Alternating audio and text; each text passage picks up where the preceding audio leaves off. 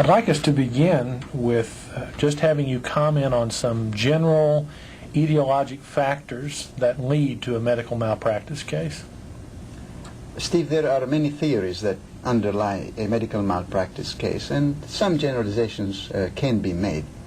With respect to us as professionals, the medical malpractice case may be based upon the following theories. It could be a breach of contract or warranty, lack of consent, informed consent, or informed refusal, a fraud, misrepresentation, abandonment of the patient, assault and battery. But the most common cause is negligence. And one branch of negligence is res ipsa loquitur, which simply means the thing speaks for itself. Now, there are a number of miscellaneous causes of medical malpractice as well, which hopefully will be discussed briefly later. In light of that brief overview of the causes of malpractice, I think what we should do is to explore each of those specific factors in some detail. Perhaps we could begin with the phrase contracts and warranties. Could you explain to us how contracts and warranties become causes of malpractice? The physician-patient relationship is basically a contract. A physician who decides to practice in a particular manner may do so and may even guarantee a cure or give special assurances, thereby changing the standard of care. But it is important to remember that when a patient is being reassured merely, we should be wary not to inadvertently contract with that patient to cure.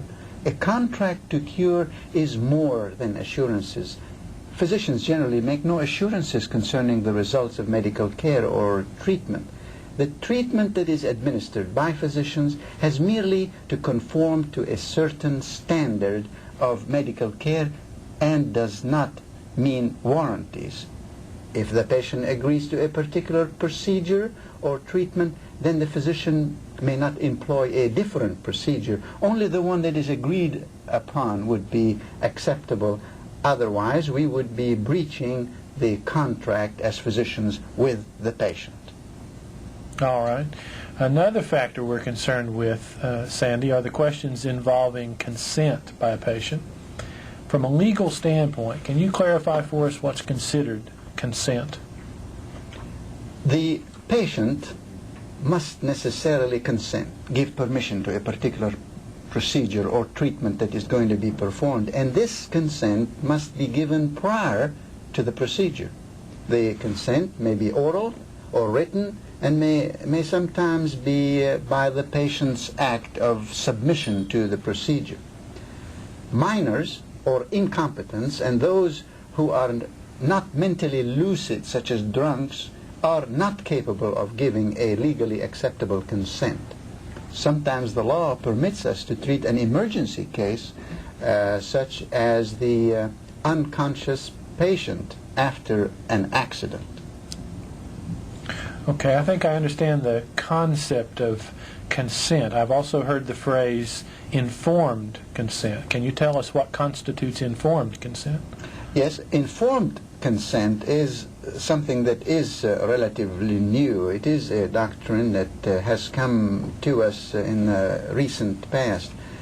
Initially, there is consent simple by the patient. That is an absolute necessity. The doctrine of informed consent places a further qualification on this simple consent, requiring that the patient must be fully informed of the risks that are inherent in the procedure or therapy. Just failure to inform the patient vitiates the consent, and therefore a physician could be sued if any of the inherent risks occur regardless of the physician's skill or care. Well, Sandy, what exactly has the doctor achieved when he or she complies totally with the requirements of informed consent?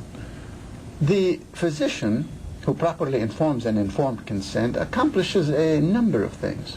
These have been described by Dr. Alfidi, and they include, one is fulfilling a legal obligation.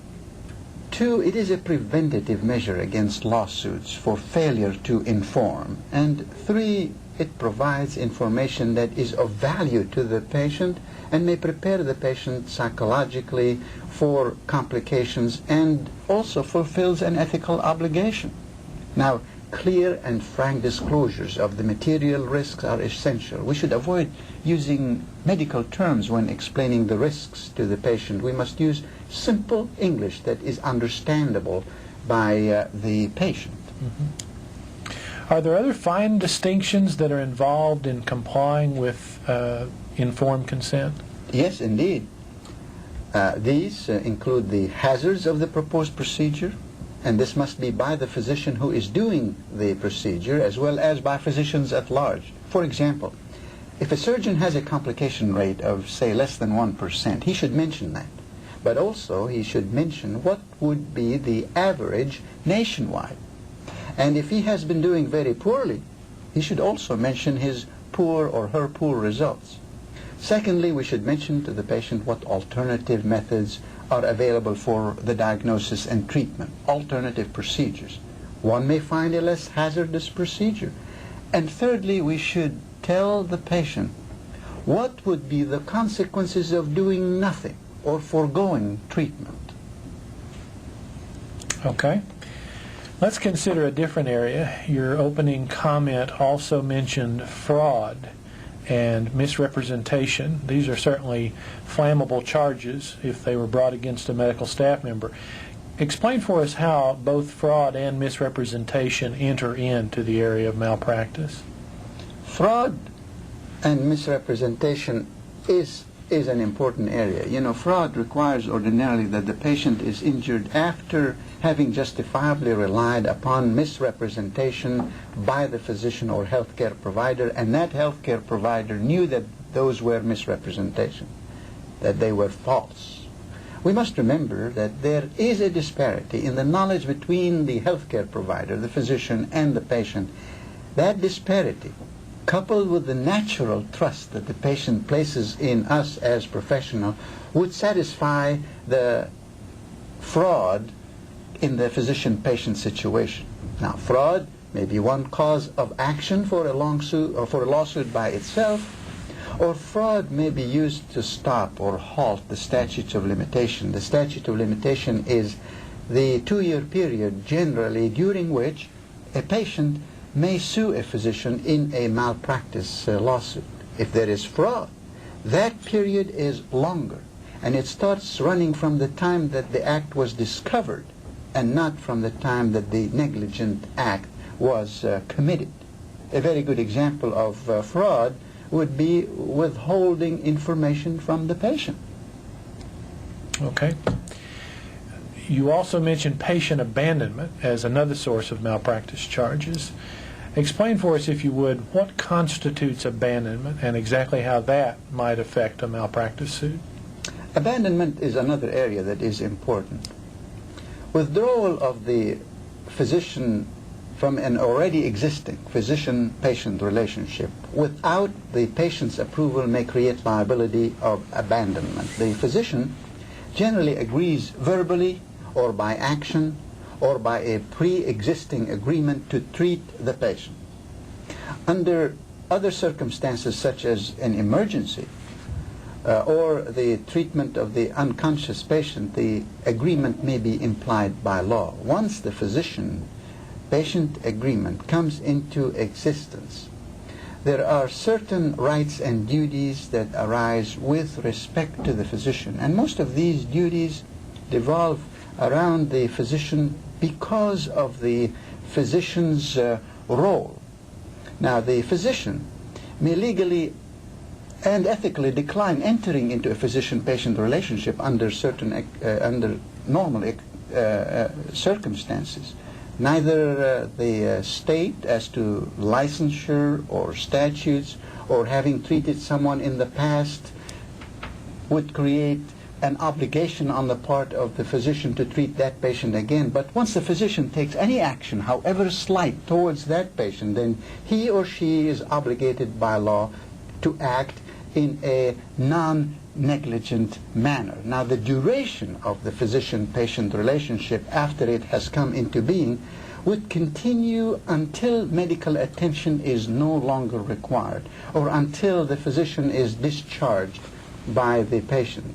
The physician may withdraw unilaterally, but only after giving notice to the patient, to give that patient sufficient time to find another doctor.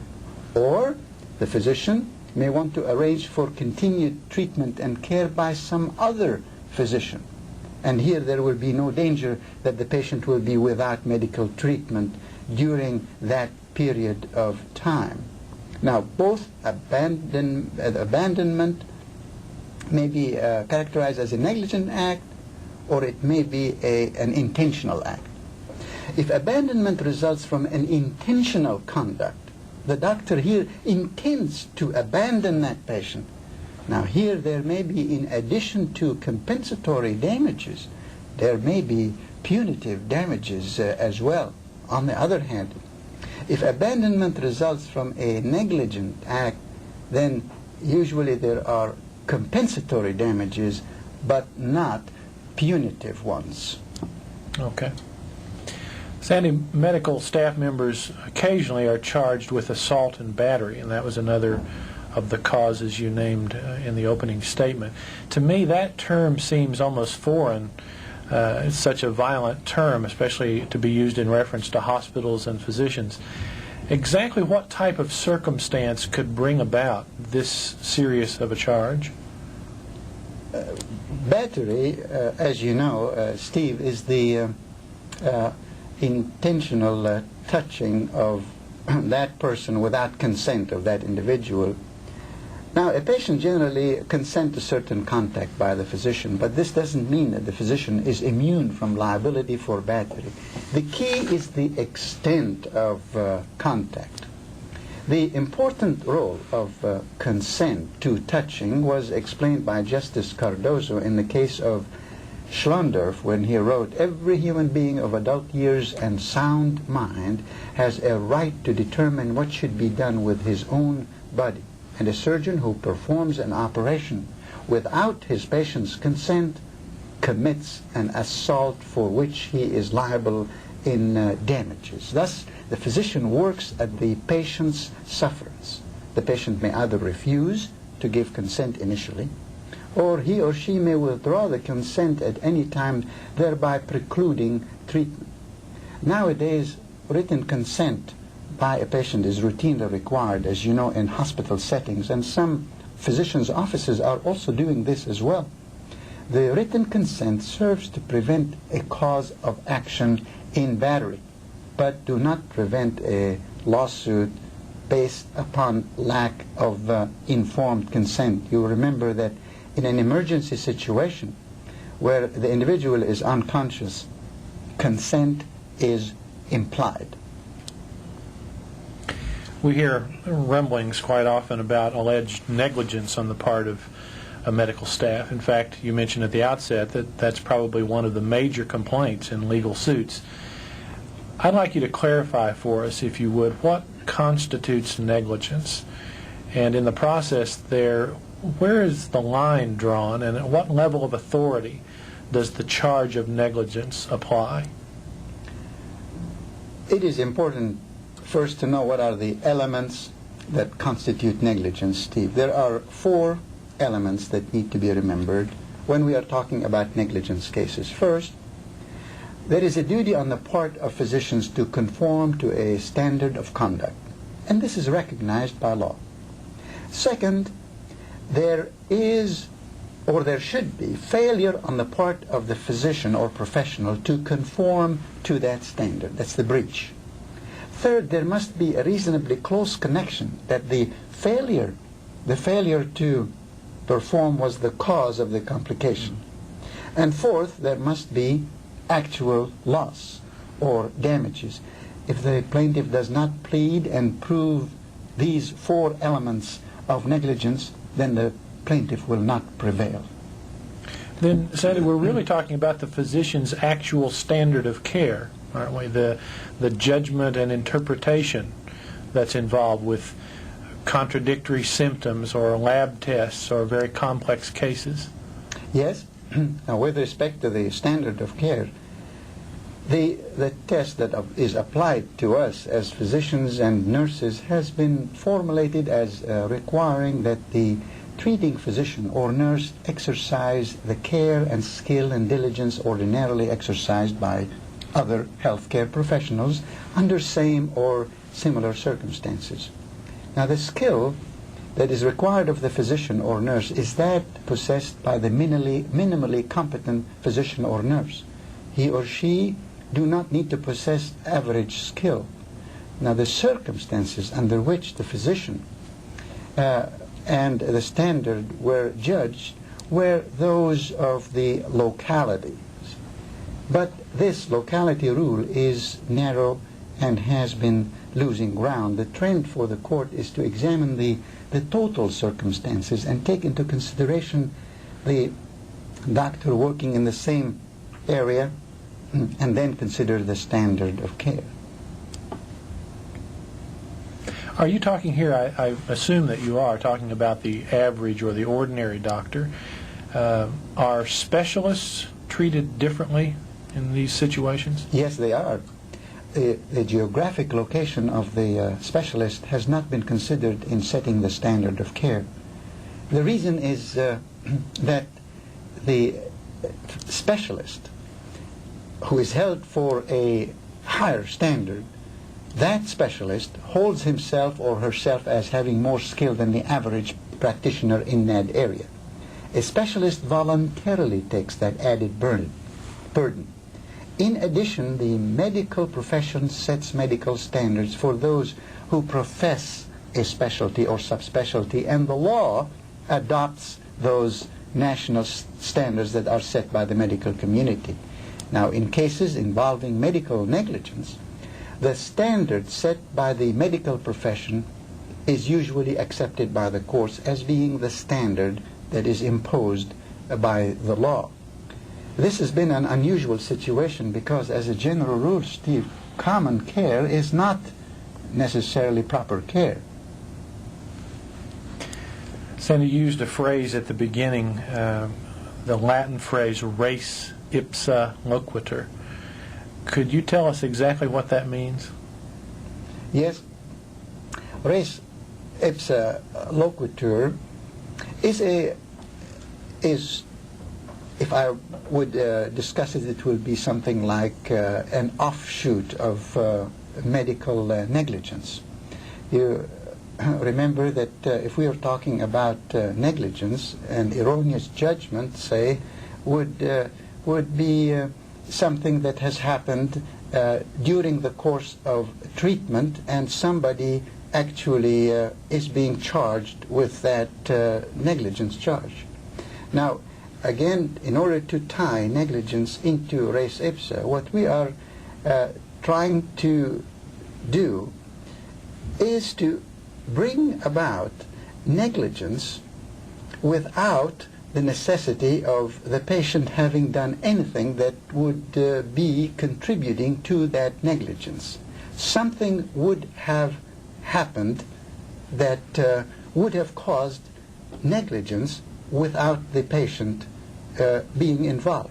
So here what we are talking about is a patient who is in the operating room that is being operated, completely asleep, and wakes up afterwards with, say, the left arm being paralyzed.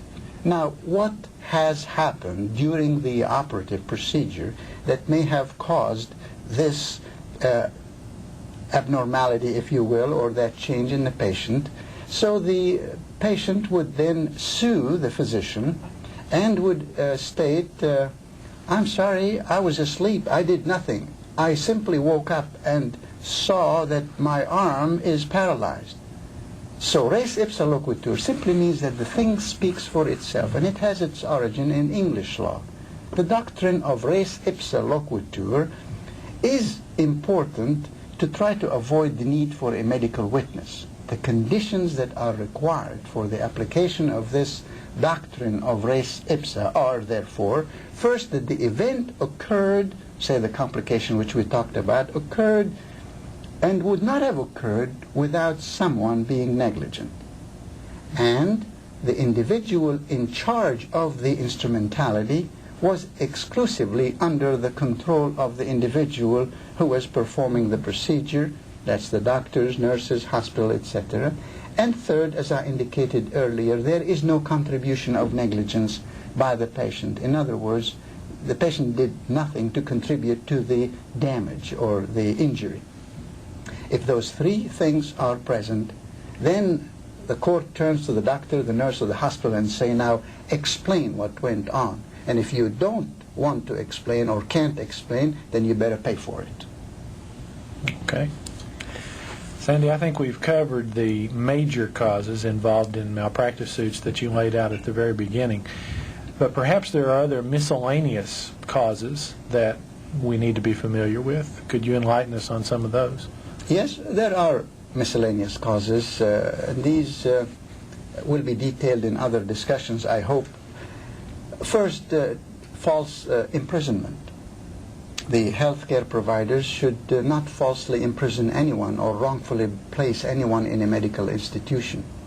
We should not abuse the process of law in order to achieve our motives. We should avoid defaming, slandering, or libeling a patient when we are dealing with them or invade their privacy. And we should avoid disclosing facts or communications that are confidential.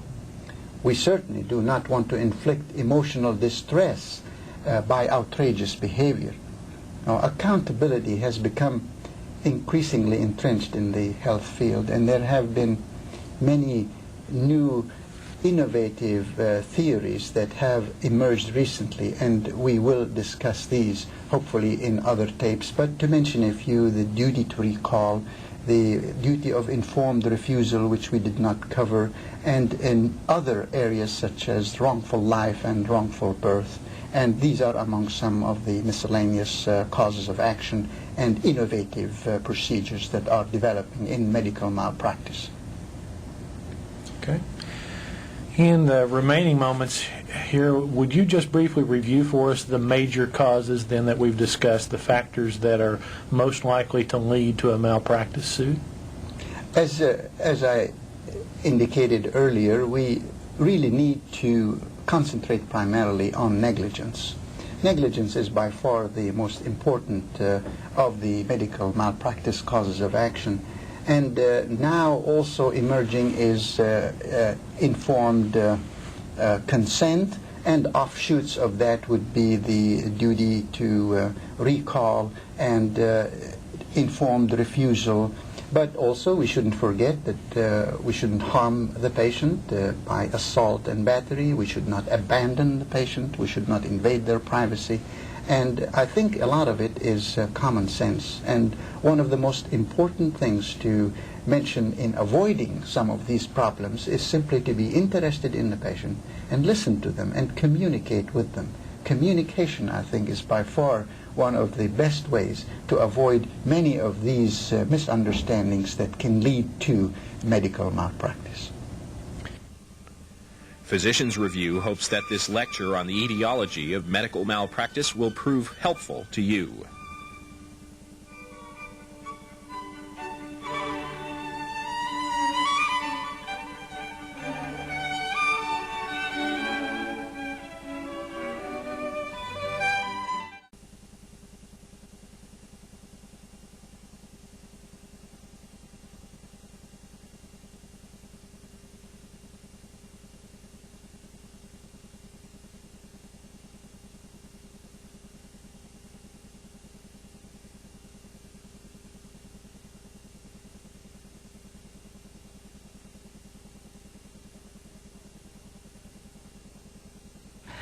Dr. Sanbar, once before we talked about just the etiology of medical malpractice, but when you look at all the progress going on around us, it brings up new issues, and I think maybe we need to deal with some of the new concepts in legal medicine today.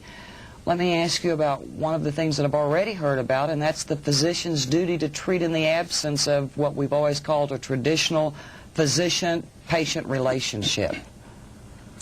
The traditional physician-patient relationship is basically a contract, It may arise out of an express or an implied agreement between the doctor and the patient. In general, the physician-patient relationship arises when the patient makes an appointment to see the doctor, and then the doctor sees that patient.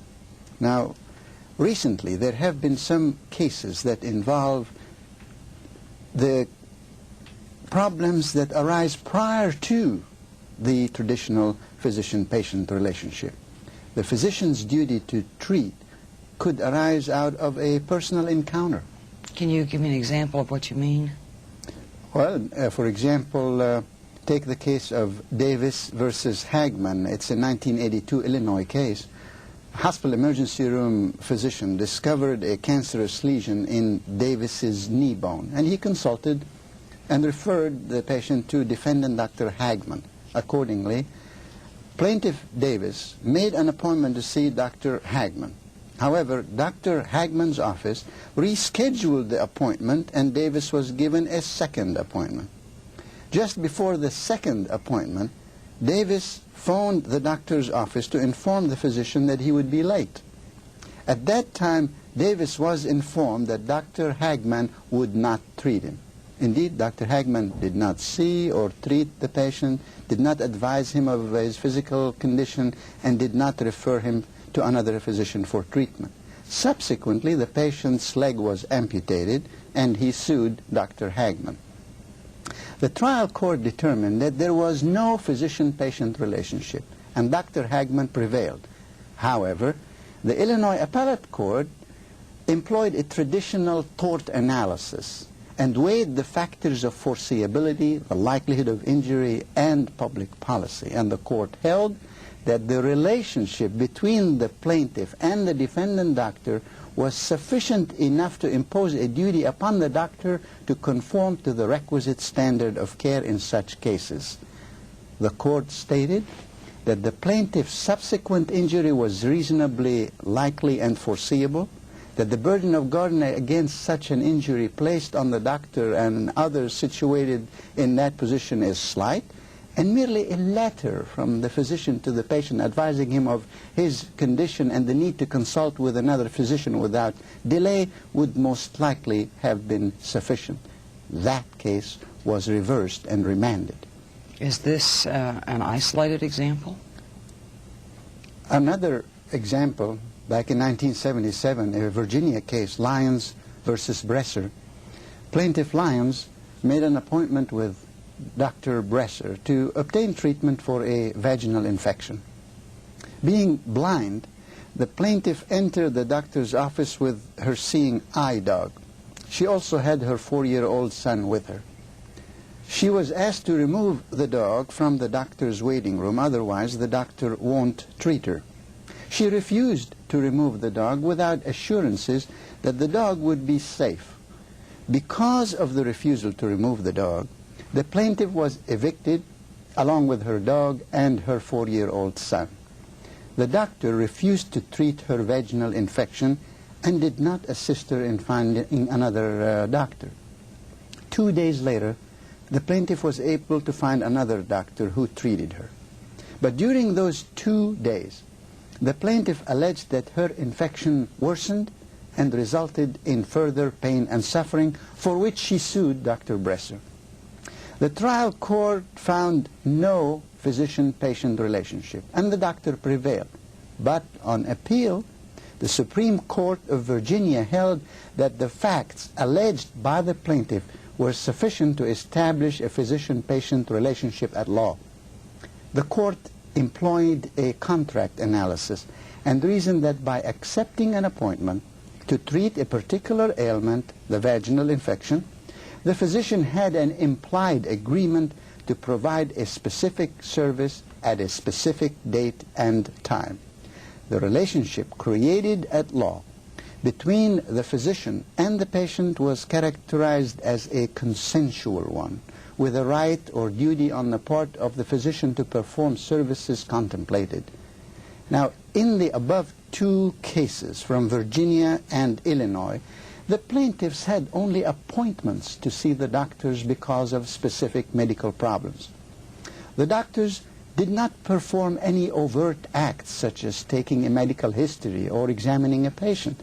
There was no traditional physician-patient relationship, and yet the Davis and the Lyons cases point to the existence of a distinct duty of care which is different from the traditional physician-patient relationship.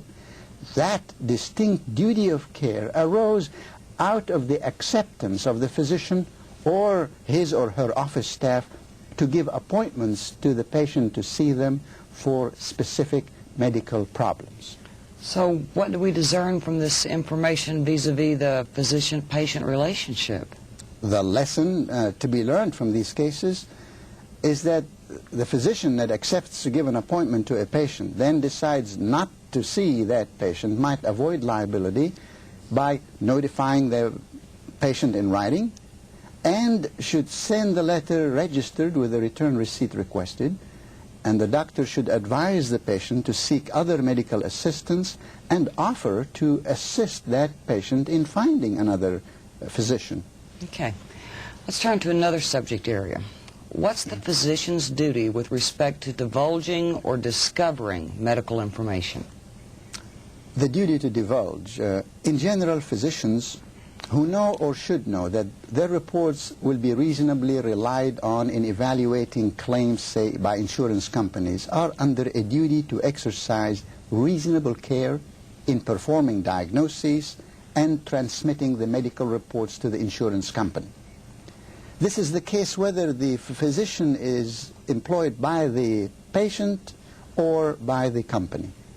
In general also, the physician who is employed to examine an employee has a limited duty to the employee.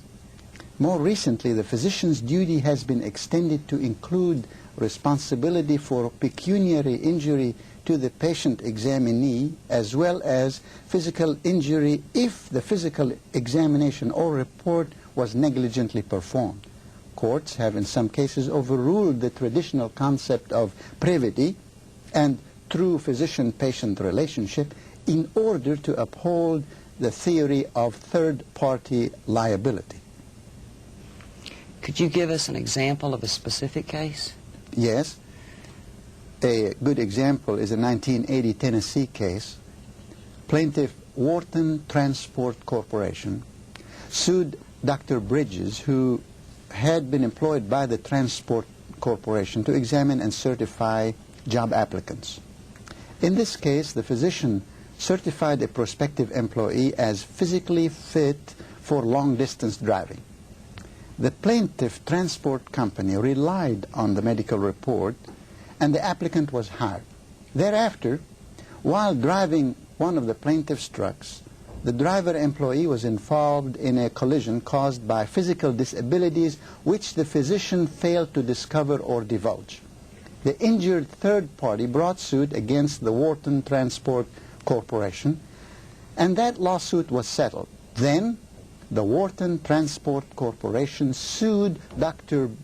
Bridges for damages caused by his negligent examination or negligent reporting of medical information about the employee truck driver.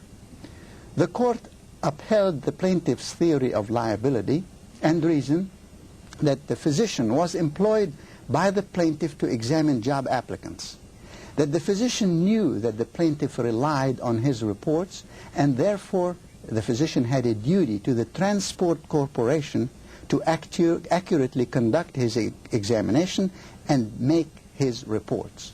The court found that the injuries sustained by innocent third party were reasonably foreseeable to the defendant physician when he performed and reported the pre-employment physical examination. Therefore, the physician's negligence resulted in his liability to the Transport Corporation, which in this case is indemnification.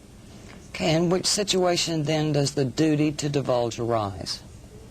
The physician's duty to properly divulge appears to arrive in situations where there is a three-party arrangement involving the examining physician, the individual being examined and someone, an insurance company or an employer, that has arranged for the medical examination. If the physician fails to divulge accurately or in a timely way about the individual's examination to him or the company, which then results in injury to third party, the physician may be liable to the arranger, to the individual examined, or the injured third party. Okay, Dr. Sanbar, let me switch topic areas on you again, another new field. I've been hearing lately about infliction of mental and emotional distress or outrage. As a case of malpractice, what constitutes outrage? I'd like to give you an example. In 1980, the case of Hume, there is an independent cause of action, which is the tort of outrage.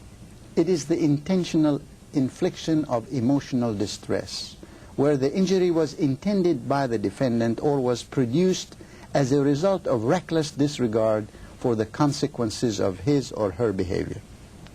In this New Jersey case, the plaintiff's 18-year-old son was the patient under the care of Dr. Bayer and was hospitalized for removal of an inflamed appendix.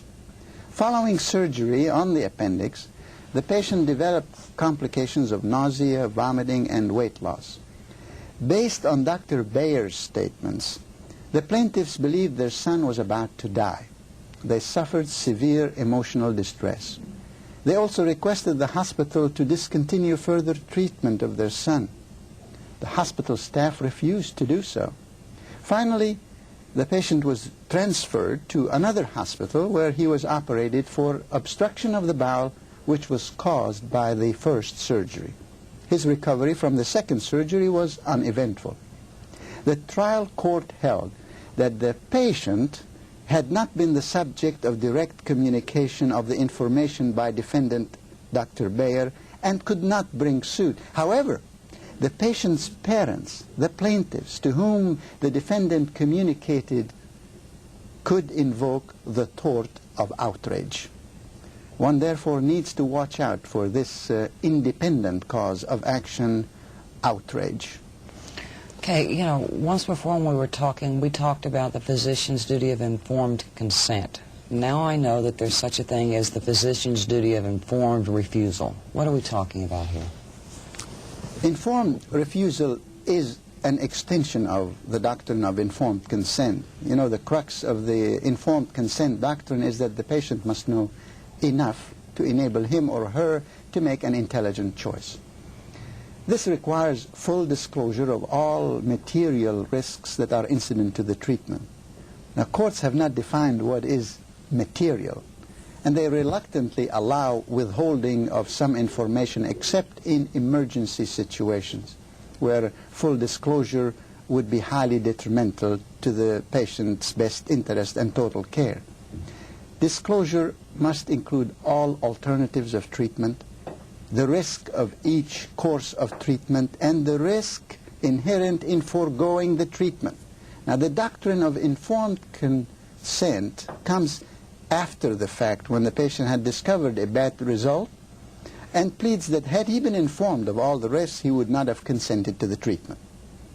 Now, in 1980, the California Supreme Court in Truman versus Thomas greatly expanded the concept of informed consent and broadened it to include the risks of not having a test which the patient refuses. The court held that failure of the physician to disclose to the patient all relevant information, including the risk to the patient if the test is refused, renders that physician liable for any injury resulting from the patient's refusal to take the test. Now, the standard used was that of a reasonable person in the patient's position who would not have refused the test had that patient been adequately informed of all the perils that may arise. In the case of Truman, the plaintiff was a 30-year-old female who had refused a pap smear, which was recommended by her general practitioner for a number of years. She developed advanced cancer of her cervix and died as a result of spread of the disease. the court held that the physician was under an affirmative duty to disclose the risk of refusal of the Pap smear. The majority of the California Supreme Court stated that the same rights necessary for the patient to make a decision on accepting treatment exists when the patient is refusing to undergo a test or treatment. The physician's duty to disclose flows from the patient's right to determine whether or not to submit to lawful medical treatment. Okay. Next, I'd like to ask you about an area that I think it's highly charged. I'm talking about the duty to warn third parties when dealing with mental cases. Can you tell me some about that? You know, the most significant intrusion of law in the practice of psychiatry and psychology is 1976 landmark decision of Tarasoff versus the Regents of California. The Tarasoff decision asserts that the psychiatrist or psychologist who learns that a patient is going to kill a third person has a duty to warn that person. If the physician does not, he or she incurs liability for the death of the victim when the patient carries out the threat.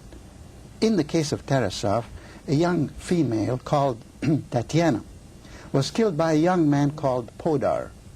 Podar was a patient of a psychotherapist who was employed by the University of California in Berkeley.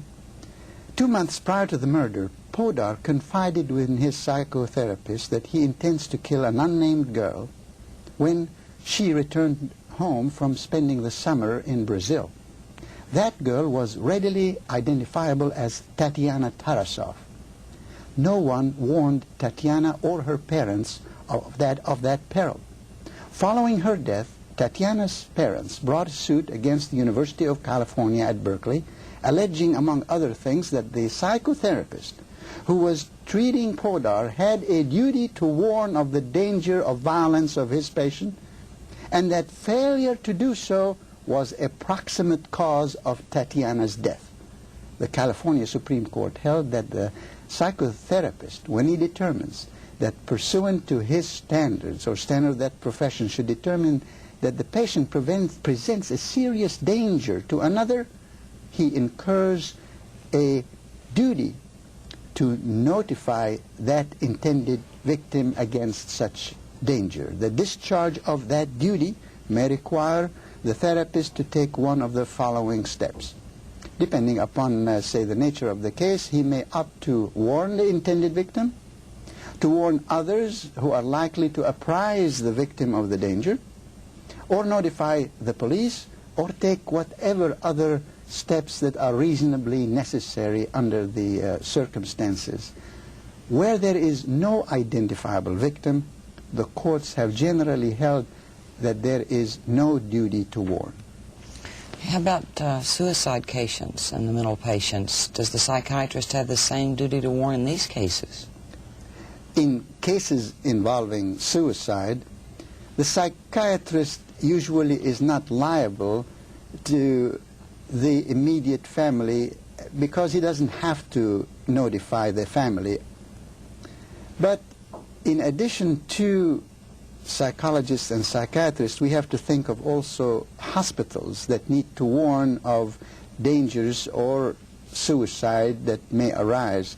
In instances, hospitals that did not exercise control of psychiatric patients to the detriment of the patient or others who were injured as a result of violent behavior, hospitals could be liable.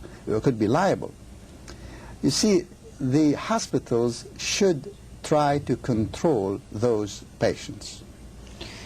What about other areas in mental health? You know, this field is growing so ominously, and we're becoming so aware. In mental health law, what's been subjected to legal constraints recently? Recently, in mental health law, there have been the following areas discussed. There is an aggressive assertion of the rights of the mentally ill, especially in the areas of involuntary confinement, administration of drugs, and use of restraints except in emergency situations. There are concerns about violations of civil rights and invasion of privacy, freedoms of thought and religion, unauthorized disclosure of psychiatric information or breach of confidentiality, sexual impropriety with patients, abandonment of patients, and of course the insanity defense in criminal cases. However, the most significant intrusion of all in the practice of psychiatry has been the legislative and judicial efforts to hold psychiatrists liable for either failure to prevent murders, suicide, rapes, and homosexual attacks, or failure to warn potential victims. Okay, if I can get you to switch gears again, to switch from the psyche to the synthetic. You know, we've all heard about recalling cars for defective manufacturing. Could you discuss for a second the physician's duty to recall when it comes to defective medical devices or drugs? There are over 2,000 medical devices that have been approved for implantation in human beings, including semi-permanent eye lenses, pacemakers, artificial valves, and artificial joints, and numerous other devices. In 1978, the California Court of Appeals held in Tresemer that the physician should have recalled his former patient to advise her of newly discovered dangers which were associated with the use of an intrauterine device called the Dalcan Shield IUD, which had been inserted in the patient's uterus by the doctor in 1972. The insertion of the IUD was the only contact the patient had with the doctor. Within 2 years, the Dalcan Shield was removed from the market due to an extremely high incidence of complication associated with its use. Sometime in 1975, the plaintiff discovered an injury which was demonstrated to be due to complications resulting from prolonged use of the Dalcan Shield IUD. The plaintiff sued the physician on the grounds that her injury was caused by the physician's failure to recall her and tell her of the danger of the IUD, which he had learned about subsequent. Summary judgment was in favor of the physician, but that was reversed on appeal. The duty to recall is a unique duty that is involved in medical malpractice. It arises out of a continuing duty of the physician to implant the devices, or for that matter, drugs. Then are you saying the physician's duty to recall is based on the theory of malpractice? Well, let me give you an example. In 1980, in Reyes versus Anka Research Limited, the medical facts were similar to those of the Tresemer case, except that the IUD was a Maslin spring IUD. And in 1973, the Food and Drug Administration requested that the IUD be removed, and the patient was not informed of the complications from Maslin IUD. The implications that are medico-legal when we are talking about the duty to recall, this encompasses drugs and other medical devices used by the medical profession in treating patients, and this is apparently the case even though the patient may be seen only once or twice, and conceivably that would be all over a lifetime. Now, the duty to recall is truly not a malpractice theory in the traditional sense. Medical malpractice traditionally involves an overt act of commission or omission, and the duty to recall arises from the continuing status of the physician-patient relationship in cases involving implantable medical devices, and imposes a continuing duty to inform the patient of newly discovered hazards resulting from continued use of the implantable device. It is for this reason that the duty to recall may be applied so broadly and may not be limited by the statutes of limitation. Even though actual medical care may have ceased, the physician-patient relationship may survive or endure and be perpetuated by the implantable medical device that is introduced in the patient by the doctor. Is this really burdensome? I mean, what I'm asking is, how burdensome is the duty to recall upon the physician compared with, say, the duty of due care? It is more burdensome than the duty of due care. It is part of the widely accepted doctrine that is imposed on physicians to protect them when harm is foreseeable. The question arises as to when, if ever, other than death, the duty to recall would lapse or end. Neither the Tresimer nor the Reyes course considered this question. From a practical standpoint, the duty to recall requires physicians to maintain detailed cross-reference medical records which would be readily accessible for the life of every patient. Whenever implantable medical devices are found subsequent to be hazardous, the physician should be able to ascertain from the medical records the vulnerable patient and recall them if necessary. In product liability litigation, where compensation is sought for personal injuries that have allegedly resulted from implantable medical devices or drugs or chemical agents, the admissibility of epidemiologic studies and expert medical testimony based thereon are frequently central issues at trial. It is important to show that based on reports of epidemiologic studies that there is or is not a statistical association between the use of the implantable device and the exposure and the development of the condition for which compensation is sought. Certain epidemiologic studies may contain multiple levels of hearsay, so as to make them inadmissible under federal or state law. If the reports of epidemiologic studies are inadmissible, one must remember that expert opinion testimony should not be based on those epidemiologic studies. Okay, I'm going to move you again to another area. I'd like to talk for a moment about human reproduction law. If you can, I'll start off with something maybe way too general, but let's try this. Tell me about some of the more recent rulings, some of the recent law in the area of preconception, pregnancy, neonatal periods. Let's start with those. When dealing with negligence prior to conception in the preconception period, both the mother and the child may recover for injuries to the fetus or the child. Foreseeability of the fetal injury appears to be important to recover for preconception negligence.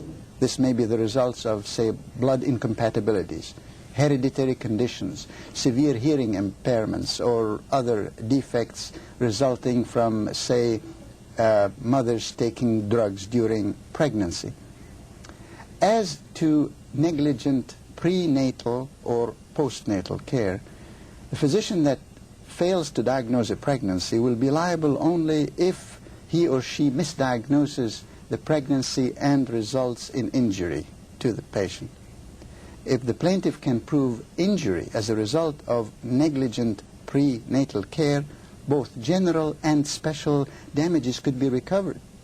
In general, if a child is injured during birth due to a physician's negligence, the mother can recover reasonable medical and nursing expenses incurred for caring for the child, even if the nursing care is gratuitously provided by the parents.